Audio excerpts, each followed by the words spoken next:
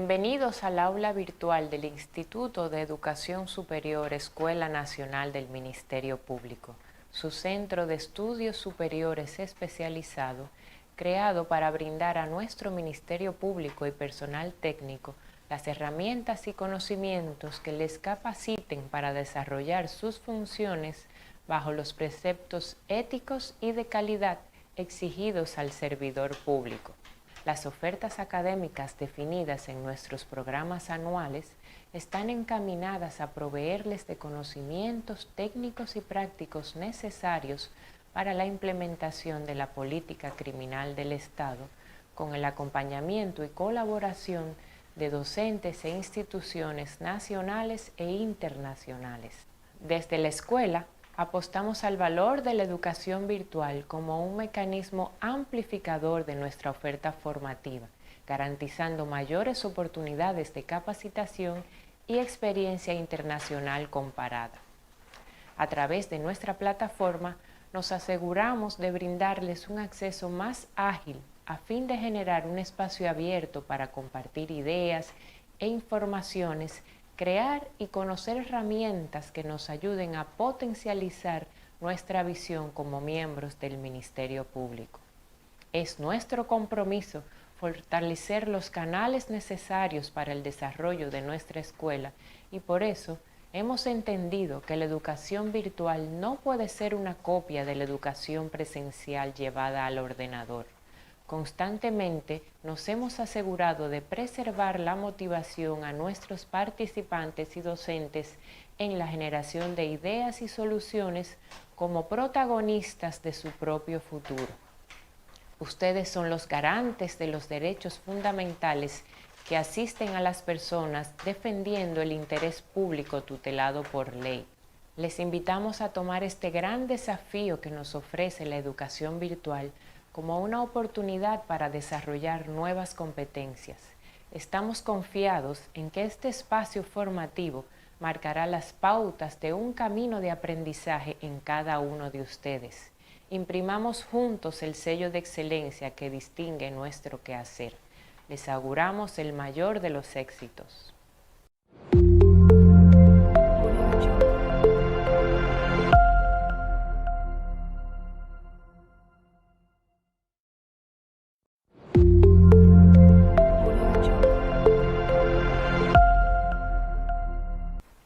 Bienvenidos al aula virtual del Instituto de Educación Superior Escuela Nacional del Ministerio Público, su centro de estudios superiores especializado, creado para brindar a nuestro Ministerio Público y personal técnico las herramientas y conocimientos que les capaciten para desarrollar sus funciones bajo los preceptos éticos y de calidad exigidos al servidor público.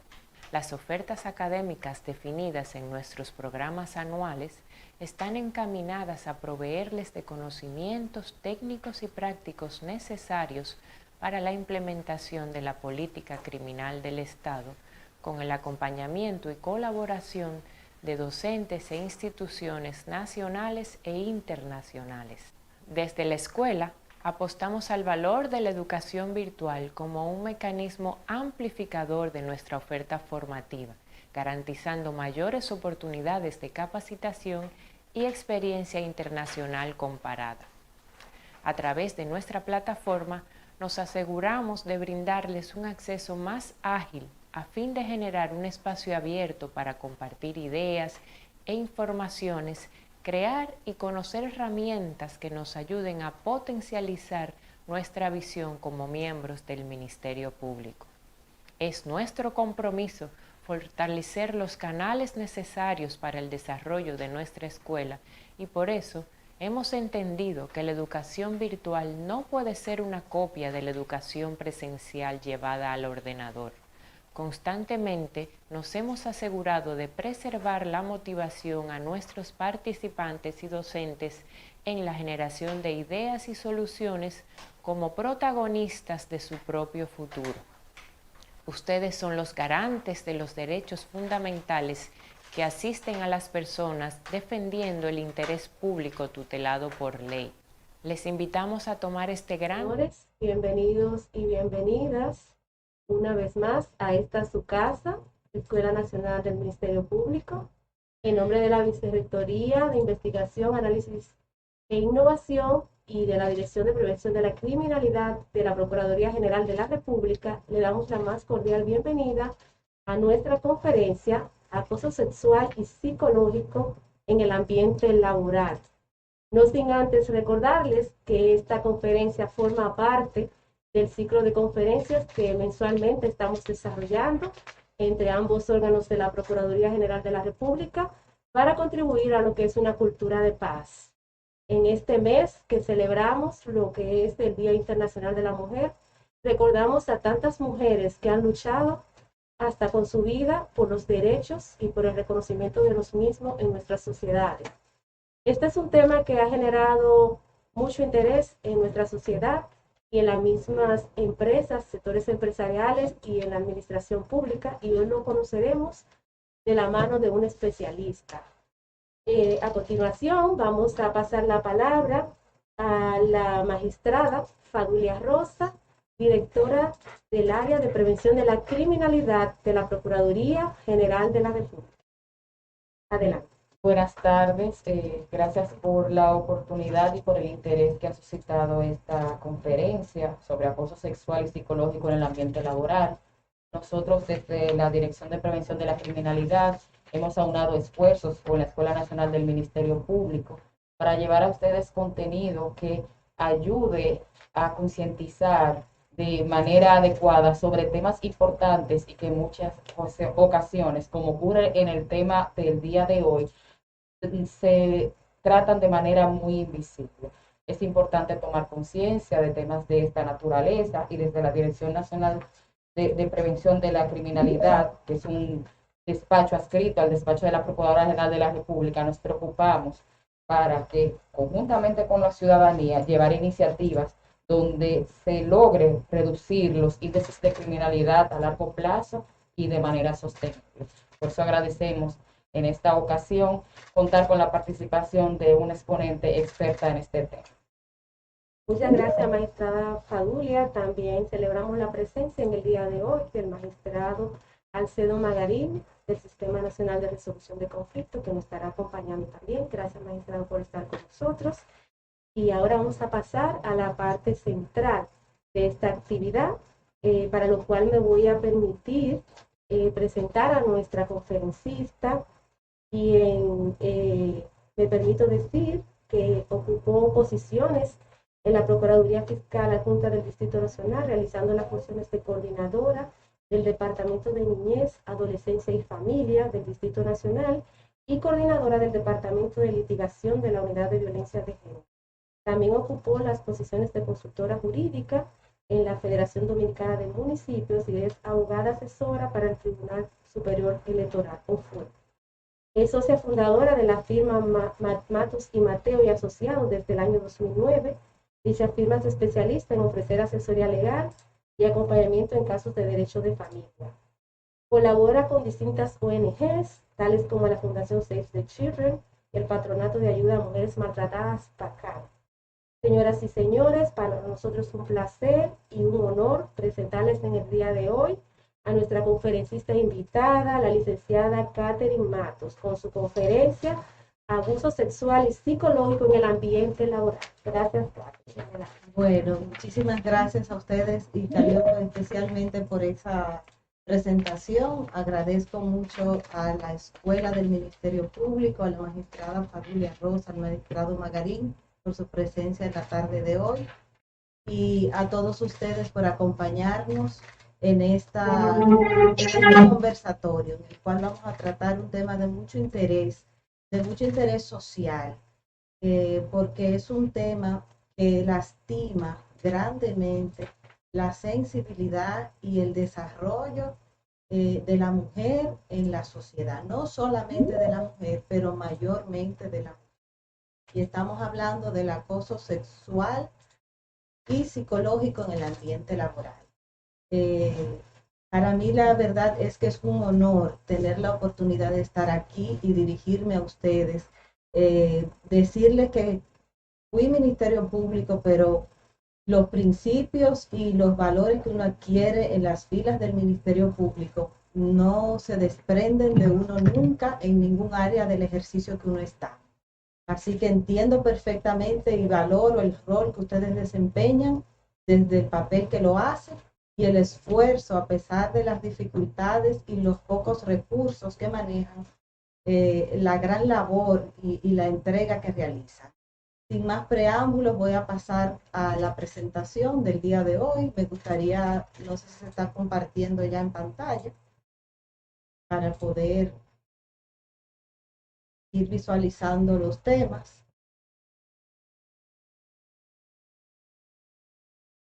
Esperar un segundito a que cargue.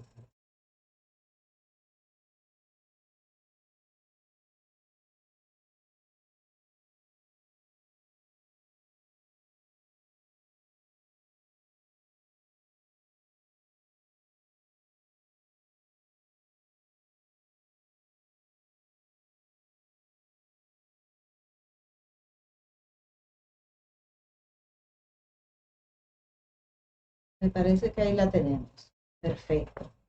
Empezamos con lo que es el acoso sexual y psicológico en el ambiente laboral y vamos a conocer lo que es su fundamento legal. Si podemos pasar a la próxima diapositiva, por favor. El fundamento legal, los elementos que lo identifican, la diferencia con otros delitos sexuales. La próxima diapositiva, por favor.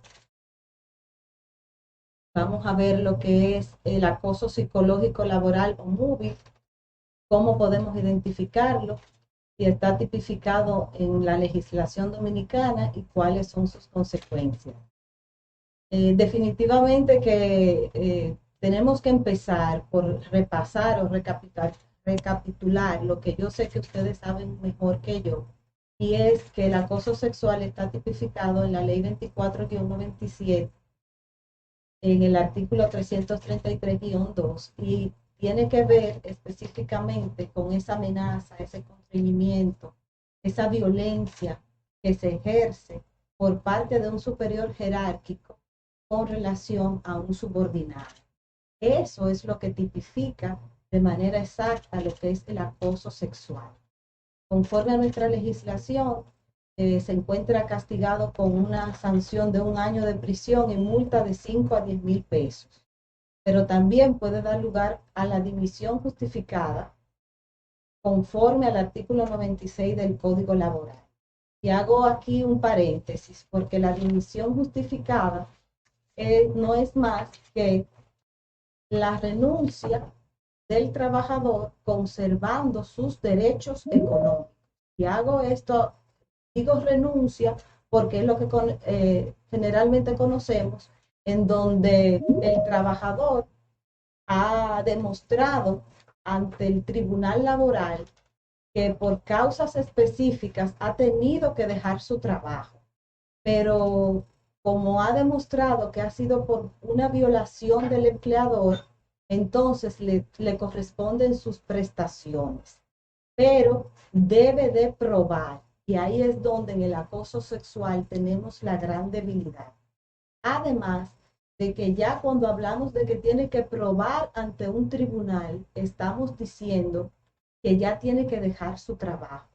Y esa es otra de las graves consecuencias que tiene el acoso sexual, porque precisamente es una violencia donde el superior jerárquico trata de tener una gratificación sexual por parte del empleado y al no obtener ese beneficio sexual le deja una única opción, que es el irse de la empresa o someterse a la violación, a la violencia.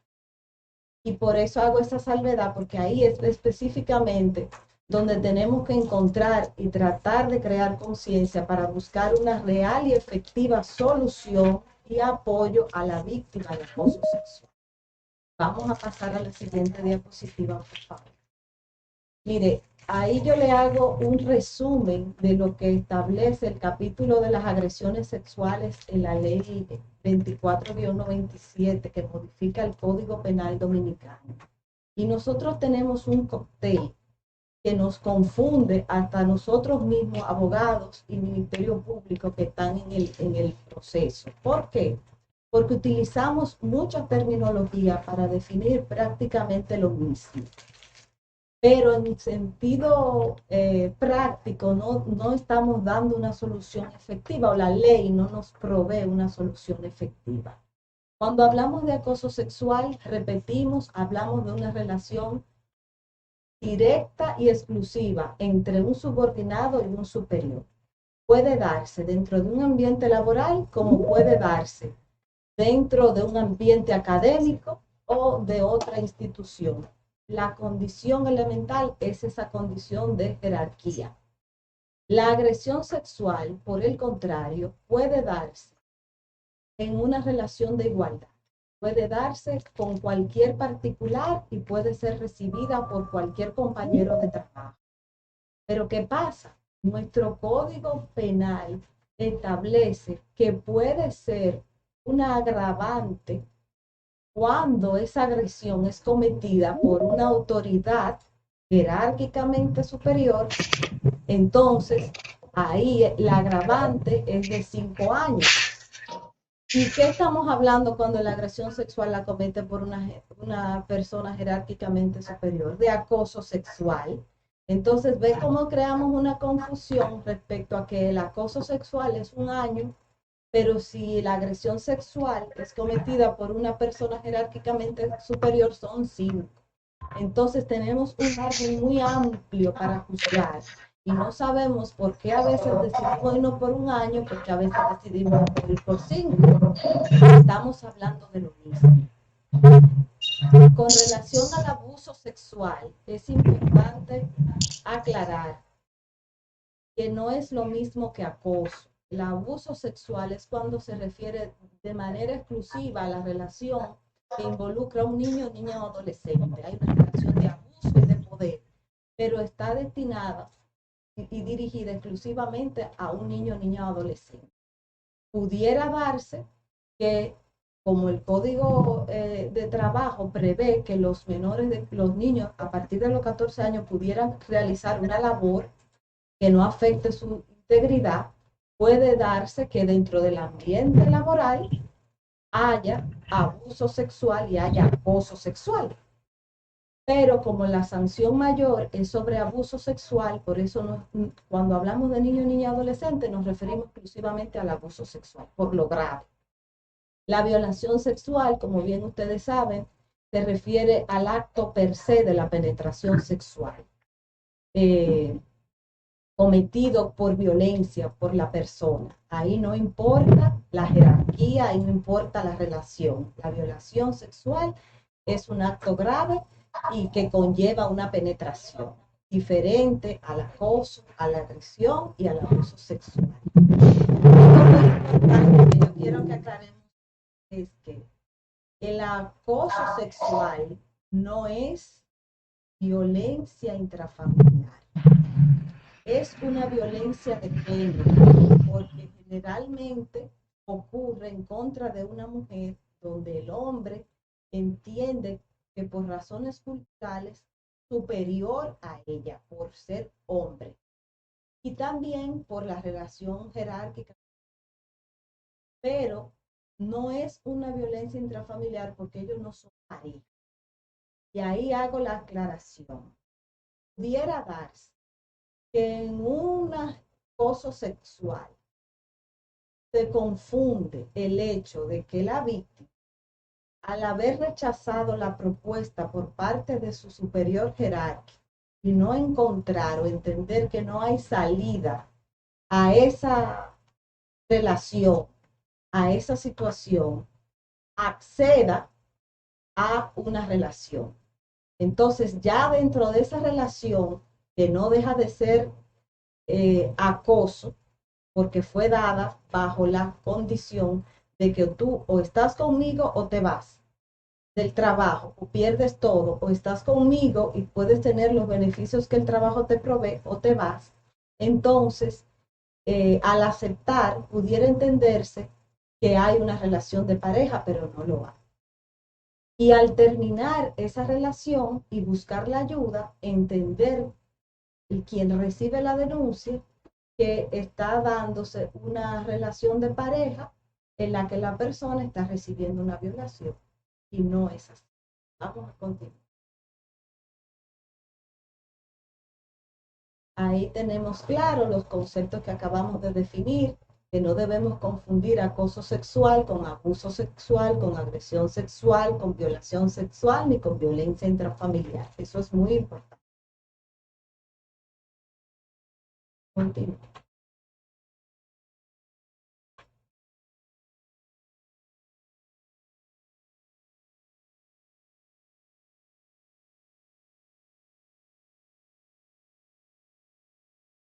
En la próxima diapositiva sobre elementos que identifican el acoso sexual, tenemos que las principales características de los elementos constitutivos que identifican el acoso sexual es precisamente ese engalanamiento que trata del superior jerárquico mantener con su víctima y ese acercamiento de manera que le hace creer que él es su protector, que él es la persona de mayor confianza, que todo lo que ha logrado ese trabajador o esa persona en ese ambiente se lo debe a él, que esa oportunidad tiene que agradecérsela, trata de hacerse su confidente y entonces de acercarse de esa manera sutil,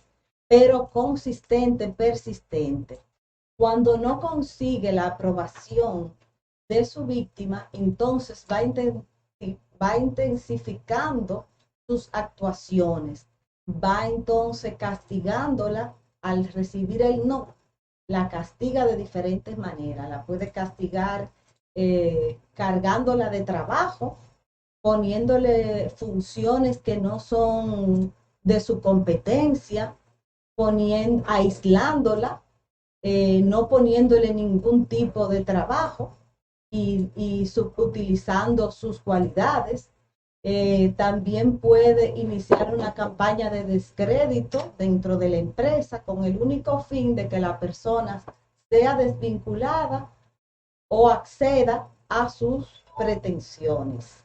Al parecer, no sé si ellos están pudiendo ver la presentación.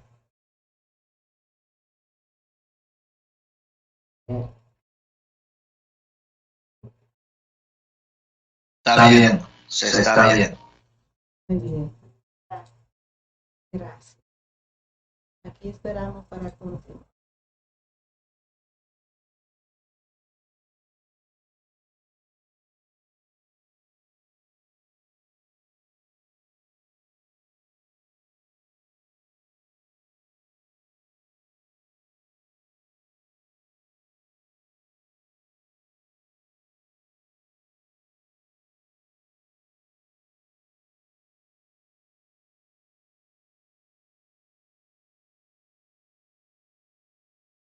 Los elementos que la identifican,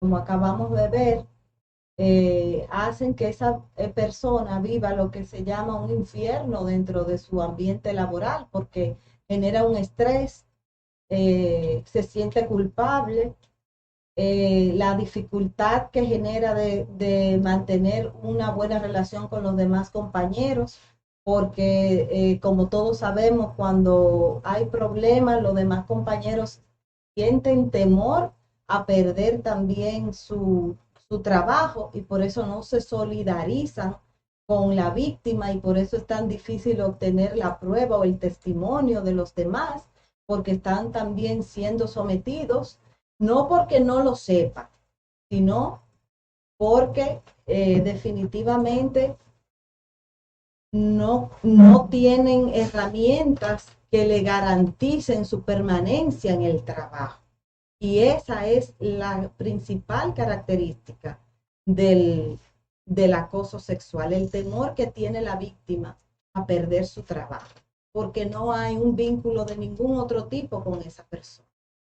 Entonces, la conducta verbal de naturaleza sexual, las insinuaciones sexuales molestas, el pretender mantener un contacto fuera del trabajo con la persona, esa insistencia de mantener un encuentro fuera del trabajo, la presión a pesar de haber dicho que no. Otro aspecto muy importante es que la virtualidad no exime de que haya acoso sexual. Ahora con la modalidad del teletrabajo puede también que se dé el acoso sexual porque puede ser a través de comportamiento no verbal, como son exhibición de fotos, sugestiva, pornografías, estos chistes misógenos que hacen sentir a todo el mundo mal, pero nadie se atreve a salir del chat del grupo de trabajo porque tiene temor a ofender con ese comportamiento al jefe. Y entonces todos están en contra, pero nadie rompe el silencio.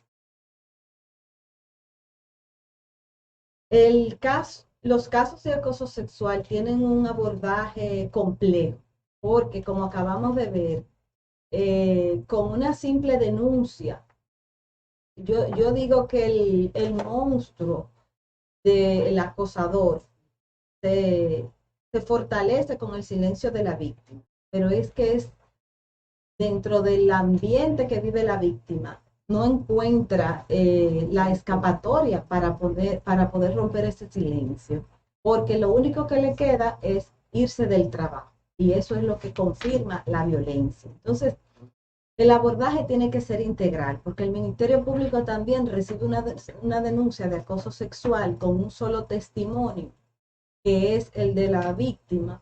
No tiene otro elemento para fortalecer eso, a menos que no utilice y vincule directamente a la empresa en esa investigación. La empresa tiene un papel muy importante en garantizar y proteger a sus empleados y crear políticas de seguridad y contra el acoso sexual. En el Departamento de Recursos Humanos debe existir una unidad de apoyo psicológico y que de manera discreta, sin exponer a la empleada o al empleado, pueda manejar la investigación del caso que se le denuncia. Esa debe ser la puerta de entrada. Y a partir de ahí, si es necesario, entonces a llegar el caso hasta el Ministerio Público. Si es necesario, es cuando se limita o cuando el acceso a las pruebas dentro de la empresa o al cumplimiento de los roles dentro de la empresa tienen un obstáculo, entonces debe haber un acompañamiento del Ministerio Público para poder facilitar el acceso y que las personas cumplan con su rol dentro de la empresa. Y vea cómo el éxito del abordaje de los casos radica en que la persona conserve el empleo y que el abusador sea despedido y, si es posible, sometido a la justicia. Pero si no es posible, con que sea despedido y tachado o señalado de que esa persona tiene un comportamiento inadecuado para que no vuelva a replicarlo en otra empresa, es suficiente y efectivo la participación que se ha tenido. Casos de acoso sexual. Bueno, ahí tenemos que hacer mención. Teníamos unos videos, pero lamentablemente no es posible en otra ocasión, para sensibilizar un poco en actitudes que normalizamos, como es esa llamada para yo verte hoy, cómo tú viniste hoy, lo bella que viniste hoy, cómo te sientes de color. Es ese que tú estás haciendo, para dónde tú vas al mediodía, a la tarde, en la noche, quiero saber de ti, quiero saber de tu vida. Es una relación no consentida y ya usted sabe que le dijeron que no insista. ¿Por qué? Porque está haciendo sentir mal a esa persona, le está dañando. No hay un contacto físico, no hay una relación sexual, esa es su pretensión. Y quiero hacer énfasis en eso. ¿Por qué? Porque ahí está consumado el delito. Y no queremos creer que ahí hay un delito. Desde que hay un daño, ahí está el delito, en esa propuesta y en esa insistencia. Hago referencia a lo que es el caso famoso del productor Weinstein. Es un productor él ganó un premio por Shakespeare in Love, una película muy famosa, y resulta que era un depredador sexual y con un reportaje que hizo de New York Times, pues se logró condenar y que varias personas se sumaran a denunciar que habían sido acosadas por él. En una pequeñita pausa le vamos a pedir a las personas de nuestra audiencia que si pueden apagar su micrófono para no tener eh, ruido y que si pueden encender sus cámaras para hacer una pequeña foto eh, de la actividad en este momento. Por un minuto, continuamos. Muy bien.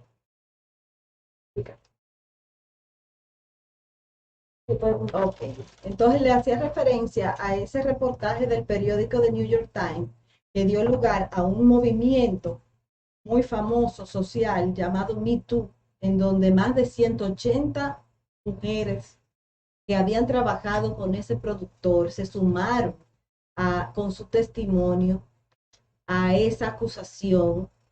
Y hago énfasis en esto por lo importante que es descargar a la víctima que rompe el silencio de la prueba. ¿Por qué? Porque tenemos que centrarnos en el perfil del agresor y ver su historia. Y ahí vamos a encontrar en ese antecedente posiblemente muchos elementos que nos van a hacer más fácil la sustentación de un proceso.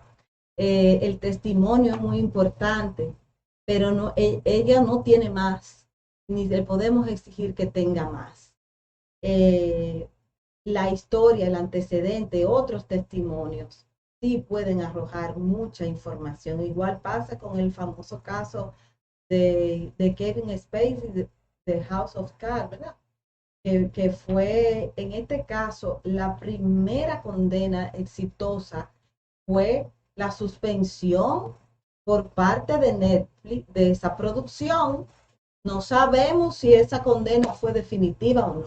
El éxito de ese caso estuvo en el reconocimiento de que esa persona es un depredador sexual y está tachado como tal, y ninguna otra empresa puede contratarlo por su comportamiento. Y ese es el mensaje que yo quiero que llegue.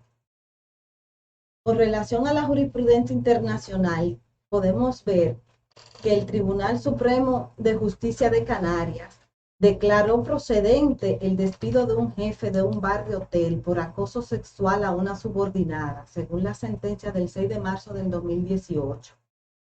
Ahí pongo un breve resumen de la sentencia, donde el tribunal dice que fue probado que el trabajador cogiera por la cadera en ocasión a su subordinada y le dijera qué buena estás. ¿Ven? Eso fue probado. Ese agarrón, ese apretón en una esquina, y aquí es, y tú no te vas de aquí. Esa agresión, ese acoso, que a veces nos parece tan normal, tan sutil, y no sabemos lo que esa persona está viviendo y lo que representa para ella y para su familia y para la sociedad. Ahí está el delito. Y que es importante también que no solo aprendamos lo que es acoso, sino también que me autoevalúe diciendo esta conducta que yo tengo por confianza, por compañerismo, por muchísimas cosas que buscamos. Lo único que tengo que preguntarme es, ¿te gusta? ¿Te hace sentir bien? Si no, yo tengo que desmontar ese comportamiento porque es un delito. Entonces, cada quien tiene que evaluarse porque está muy arraigado y muy normalizada la conducta de acoso en nuestro país. Otra sentencia es con relación al Tribunal Supremo de Justicia de Castilla y León, que considera un accidente laboral el acoso sufrido por una profesora de instituto por parte de un alumno. Miren, aquí podemos sacar muchas cosas. Primero, que también las jefas y los jefes pueden recibir, según nuestro código, agresión sexual. Pero estamos hablando de acoso. Ven que al principio yo le dije que estamos mezclando los términos. Es acoso sexual. En una le llamamos acoso, en otra le llamamos agresión. Le llamamos agresión cuando es de un subalterno a un jerárquico, porque el subalterno no tiene la facultad de decirle yo te voto. El jefe sí. Entonces, por eso, en este caso también algo muy importante, se le da en ambas un enfoque laboral. Vemos cómo el tribunal laboral es el que tiene mayor participación y eso es importante para que lo analicemos ahorita. Ahí vemos cómo la jurisprudencia internacional se basa en un proceso laboral, la empresa se involucra en probar que cumple los protocolos de protección para sus trabajadores. Y el éxito está en lograr la permanencia en el trabajo de la víctima. La dificultad probatoria, bueno, que se fundamenta en el testimonio de la víctima.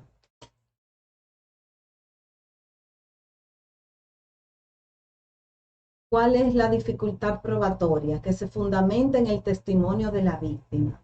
Pero ese testimonio tenemos que tenerlo bajo unos estrictos estándares de calidad. ¿Cuáles serían esos? Una prueba psicológica, una investigación social del antecedente de la víctima y de su entorno laboral. Y ahí tenemos un robusto testimonio, no es el testimonio de que tu palabra contra la mía, que generalmente nos dicen, no, un testimonio robusto. ¿Por qué? Porque esta persona tiene una trayectoria y lo que está exponiendo es porque ya es el límite. La falta de colaboración de los testigos. Esto es muy común, como dije, porque tenemos miedo, no podemos culpar a nuestros compañeros de no solidarizarse con nuestra causa, porque cada quien tiene su propio proceso. Y la situación actual que tenemos no nos da seguridad a nadie para exponer la familia y el trabajo. Por eso no es bueno que el proceso o la culpa del éxito o el fracaso de un caso recaiga sobre nuestros compañeros. No, es sobre el agresor que tiene que recaer. Y sobre las políticas de la empresa para proteger y darnos seguridad a nosotros de que podamos denunciar. La legalidad de la prueba. En estos casos se habla mucho de grabar, de guardar información de los momentos en que ocurre la propuesta o el acercamiento, recordar con detalle a qué hora ocurrió, qué fue exactamente lo que dijo la persona. Se recomienda a veces grabar a quien está haciendo la propuesta. Hay mucho temor precisamente porque los abogados, desde que nos hablan de grabar y de guardar conversación, decimos, eso no fue obtenido de manera legal. Pero vamos a hacer esta pregunta. La víctima tiene la obligación de cumplir un proceso de legalidad de la prueba. La víctima. Si ella graba y guarda un registro de conversaciones que surgen, conversaciones que me llegan a mi teléfono, yo puedo descargar que es legal o ilegal. Yo entiendo que no, que eso llega a mi teléfono. Ahora, el Ministerio Público que realiza un acta de registro de persona, del lugar y encuentra información relevante, ¿ha obtenido esa prueba de manera lícita para incorporarla en el proceso conforme al código? Entonces no podemos cargar a la víctima de un proceso legal o no legal que ella no conoce. Ella tiene que defenderse por favor, disculpe, Catherine, por favor, desactivar los micrófonos. Están haciendo ruido. Gracias. Entonces, es importante que demos la oportunidad a la víctima de probarnos o de explicarnos por cualquier medio que ella tenga lo que está ocurriendo y lo que ella está viviendo. Y luego nosotros vamos a utilizar esa prueba como nosotros podamos.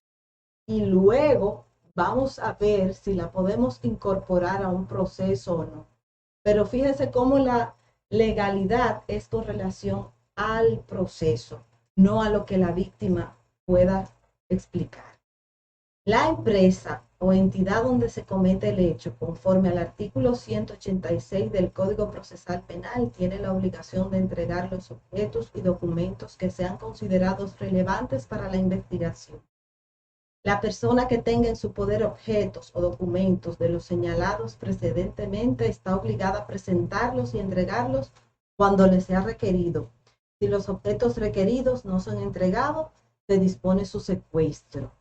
No podemos dejar fuera a la empresa y su participación en esto, ni que pretenda mantenerse al margen. Tiene una gran responsabilidad porque ocurre en su entorno.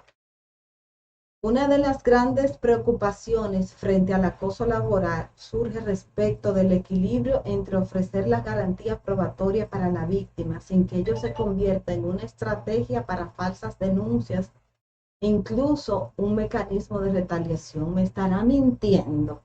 Es muy fácil venir aquí y decir, ¿y cómo yo sé que ella está hablando la verdad? Tenemos que creerle. Ese es el principio. Tenemos que creerle. Y tenemos que tener un sistema que castigue y sancione la falsedad del testimonio. Pero tenemos que hacer un proceso para eso. No podemos descartar ese testimonio de entrada. Hay que creerlo. Y como dije, hay herramientas que debemos utilizar para fortalecer este testimonio de la víctima a través de su historia. En Colombia existe una ley exclusivamente para tratar el acoso sexual laboral, porque es un híbrido, como hemos visto, tiene aspectos penales, aspectos laborales, y solo no lo podemos abordar. Es demasiado complejo para abordarlo de manera sola.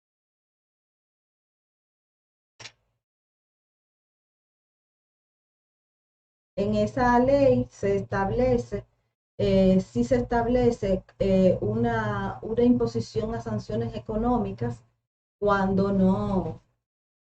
hay un falso testimonio. Pero de hecho, cuando hago un paréntesis aquí, porque en el aspecto laboral, cuando dice que da lugar a la dimisión, está hablando que la persona, el trabajador, cuando prueba que su dimisión ha sido justificada, pues recibe una indemnización, pero se va del trabajo, pero recibe su prestación. Entonces, si no prueba en el ámbito laboral nuestro sus pretensiones, entonces la que debe indemnizar es ella. Entonces, ve cómo hay un híbrido ahí en cuanto podemos armar con lo que tenemos un proceso si se hace de manera integral. El acoso psicológico laboral o moving. Si el otro era complejo, este es más todavía, porque se puede dar entre una relación asimétrica, jerárquica y de un subalterno, pero como mayormente ocurre es entre iguales.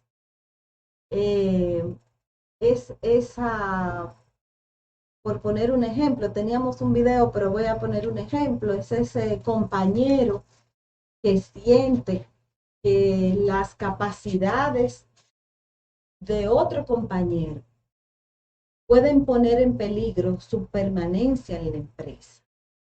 Y ese temor que él tiene le hace activar una serie de actuaciones de violencia respecto al otro compañero. Puede ponerle documentos para que donde no están, puede crearle muchas dificultades para lograr la salida de la empresa de ese compañero, porque él entiende que es una amenaza para él. O lo agrede, o lo insulta, o lo amenaza, sin que nadie se dé cuenta, por supuesto, o hasta el punto de que lo denigra y le hace perder su reputación.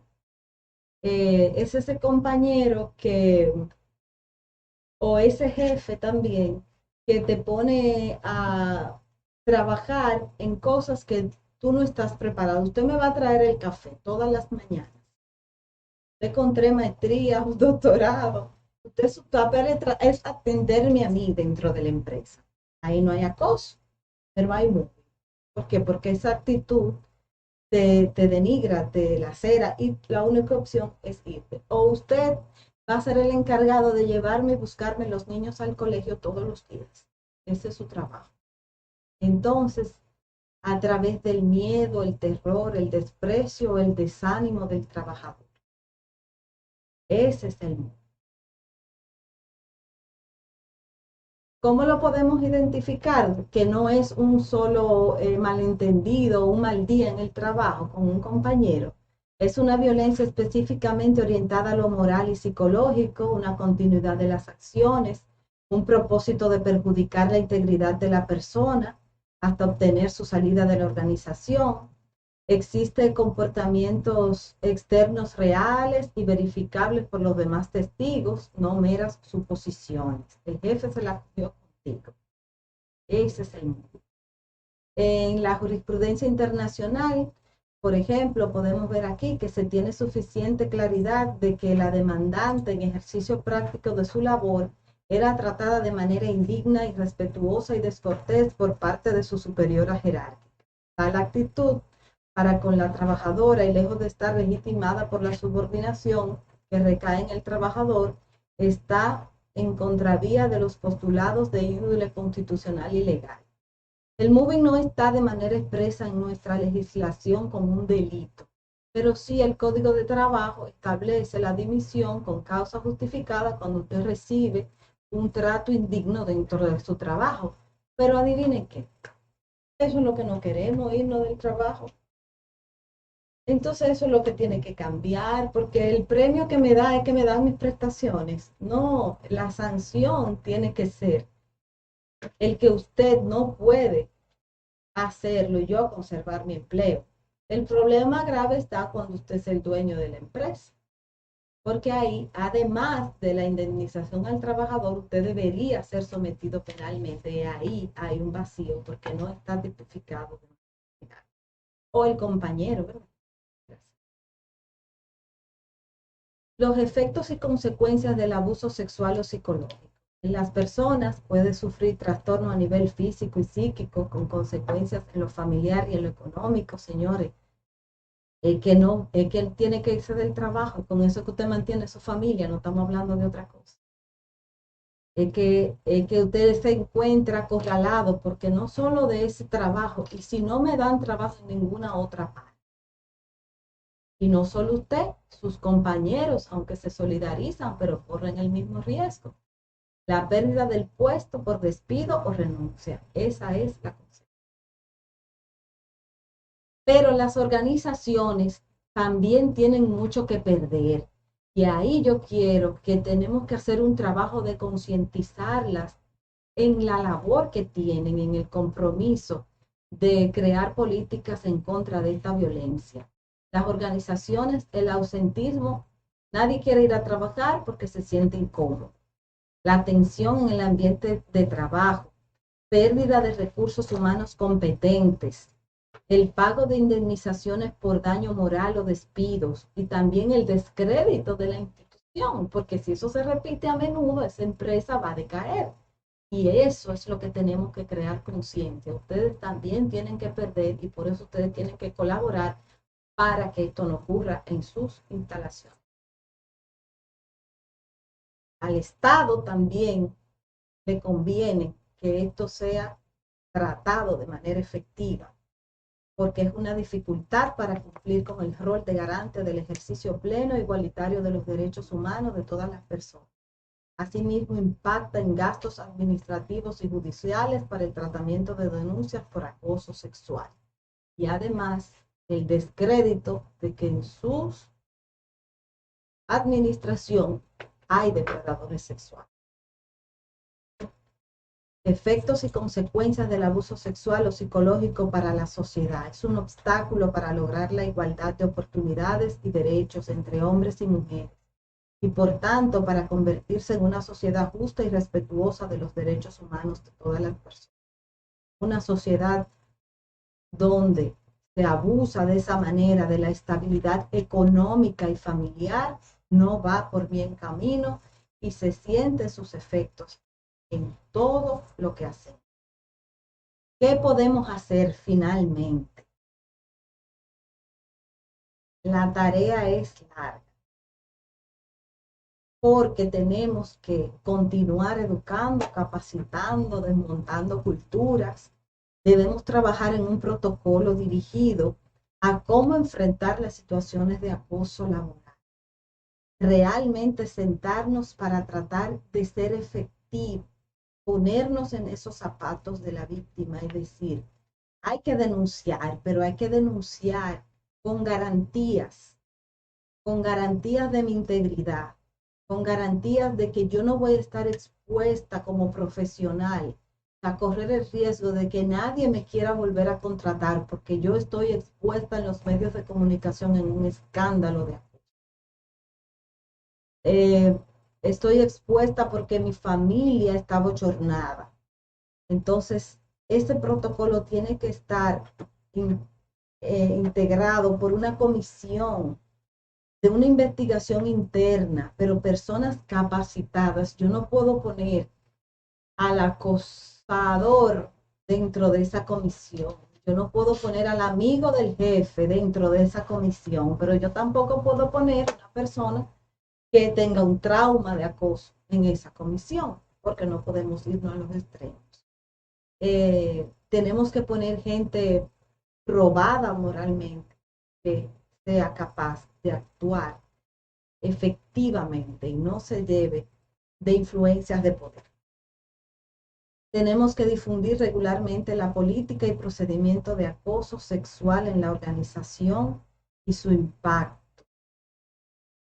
Asegurar que las personas encargadas de tramitar los casos cuenten con las competencias necesarias para desempeñarse correctamente en su función.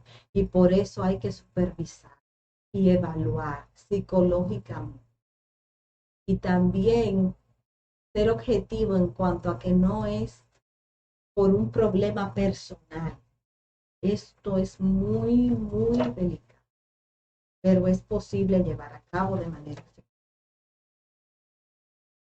Volvemos que tenemos que educar sobre la política institucional, diciéndole a las instituciones cuáles son las cosas que pueden perder y cómo económicamente eso está afectando el presupuesto y el desenvolvimiento de esa empresa. No se está trabajando en paz, no se está siendo productivo bajo un ambiente de violencia. Actuar inmediatamente ante el conocimiento de una situación de acoso sexual, brindar un tratamiento respetuoso a quien haya presentado el caso y explorar los elementos en que se funde la misma, preservando la confidencialidad. Eso es vital. Hay que darme esa garantía. Y esa garantía es lo que va a procurar otros testimonios. Sobre todo, no generar un hermetismo a partir de la denuncia. No te preocupes, ya tú pusiste la denuncia, yo me encargo y le informamos. Váyase a su casa. Queda la persona en un limbo. No, tiene que estar informada, tiene que estar acompañada. ¿Qué va a pasar? Tú conservas tu trabajo, ven a trabajar normalmente. Nosotros estamos investigando, estamos dando estos pasos, porque si no genera una inseguridad que no saben qué va a pasar. Y finalmente, ¿dónde podemos buscar apoyo? En otras conferencias a las que yo he participado, yo a todos le pongo, vayan donde el Ministerio Público. Pero hoy, y de manera de verdad muy sincera, les digo que yo sé que dentro de esta institución y dentro de otras instituciones también se viven situaciones de acoso.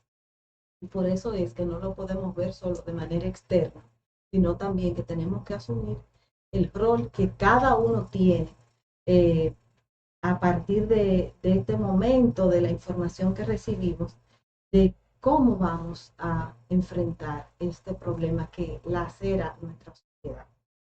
En la empresa debe contar con políticas de apoyo, como hemos visto, la familia. No sorprenda a su familia con una denuncia en la fiscalía, informe a su familia. Ese acompañamiento, ellos son los principales testigos de ese estrés que usted vive, de cómo usted era y de cómo usted se está comportando y de que a usted le está pasando. Y del apoyo que usted va a recibir para superar esa situación que está viviendo. Cuente con su familia. Y luego entonces usted va a buscar ayuda del Ministerio Público y el Ministerio de Trabajo, porque tiene que haber una inspección, tiene que haber un trabajo conjunto para que se cumplan los roles de las empresas y los protocolos. Y las instituciones permitan y garanticen, por lo menos por un tiempo, hasta que se termine la investigación, que la víctima conserve su trabajo, que no se hizo facto. De que usted puso una denuncia, ya a usted le queda la puerta. Y no puede ser, porque así no vamos a obtener. Gracias. Bueno, yo pienso que simplemente antes de pasar a una pequeña sesión de preguntas, decirle a la licenciada Catherine Matos que simplemente esta conferencia ha sido para mí magistral.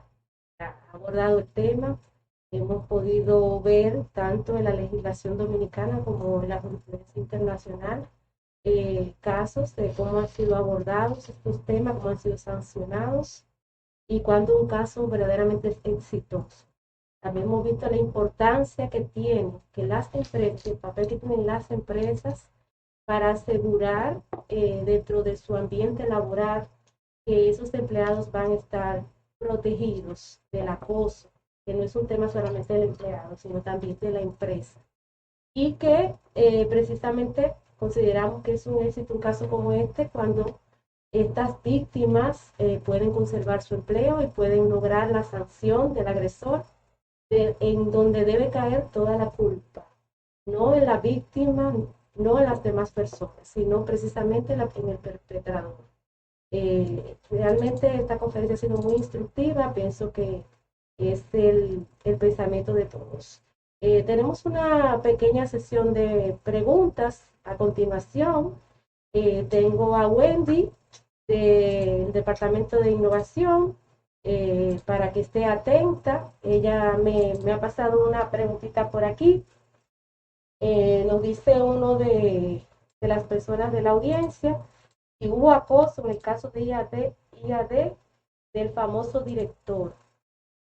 Bueno, nosotros no estamos aquí para responder casos de manera particular, porque no entendemos que no es beneficioso para nadie. Además de que no manejo el expediente de manera formal, solo lo que se ha dicho en la prensa. Lo que sí entiendo es que debemos ser respetuosos de dar nuestras opiniones al respecto y ver nosotros cómo podemos no estigmatizar a la víctima en estos casos. Porque como dije al principio, no podemos verlo como una relación de pareja que termina. Hay que ir al origen y determinar si ese consentimiento en esa relación fue producto de un abuso. Entonces, no voy a responder porque no tendría los elementos para referirme a un caso en particular, sino como lo hemos tratado. Pero si alguien más tiene alguna inquietud, este es el momento. Podemos abrir el micrófono y ver si hay alguien de nuestra audiencia que quiera y aprovechar la oportunidad de preguntarle a la licenciada Catherine sobre algún aspecto de lo tratado, conferencia. Vamos a ver si alguien tiene esa inquietud, que lo haga ahora.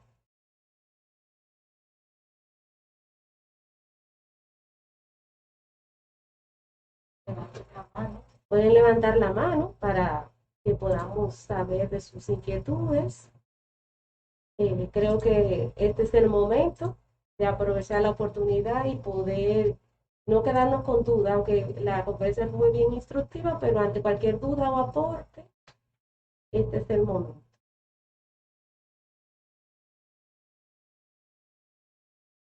A ver, Wendy, ¿me dejas saber? Y tenemos otra por aquí para que por favor haga una observación aclaración entre agresión y acoso. Bueno, como habíamos dicho, crea la misma ley que tenemos, nos crea una confusión porque al hablar de agresión lo hace indicando que es cualquier violencia o cualquier acto de tipo sexual eh, que nos ocasiona un daño. Pero al hecho de poner en agravantes que la agresión puede ser cometida por un superior jerárquico, ese elemento le da carácter de acoso sexual. El acoso sexual es exclusivamente una relación de un jefe y un subordinado. Puede ser un profesor y un alumno, como puede ser un empleador y un empleado. La agresión es más amplia. Puede ser entre iguales o entre cualquier particular donde no haya esa jerarquía. No sé si hay algo más, Wendy, me indicas. Ahora mismo no. Bueno, pues creo que ya hemos llegado a la parte final de esta conferencia, agradeciendo a todas las organizaciones, personas de nuestra comunidad académica que se han conectado con nosotros en el día de hoy, en esta conferencia sobre acoso sexual y psicológico en el ambiente laboral. Recordarles que cada mes estaremos con ustedes con un tema de interés en el marco de lo que es la prevención de la criminalidad, de la mano con nuestra directora de prevención, la magistrada Padulia Rosa. Gracias a todos por su audiencia, gracias a la licenciada Catherine Mato, para nosotros ha sido un verdadero honor tenerla con nosotros. Queremos agradecerle porque sabemos que de su limitado tiempo y de todos sus compromisos, y en el día de hoy, por el compromiso que usted tiene con esta organización y con el tema, nos ha dedicado este tiempo, lo cual agradecemos. Gracias a todos y nos despedimos. Gracias. Bueno, decir antes de finalizar que reportar audiencia de nuestra rectora, la señora María Montero, quien ha sido la artífice de este programa de conferencias, como habíamos dicho en una conferencia anterior. Es una persona interesada en lo que son estos temas, abordar estos temas con las comunidades.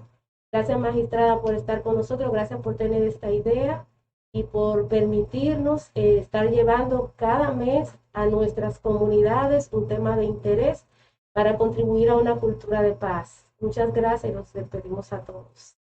Gracias.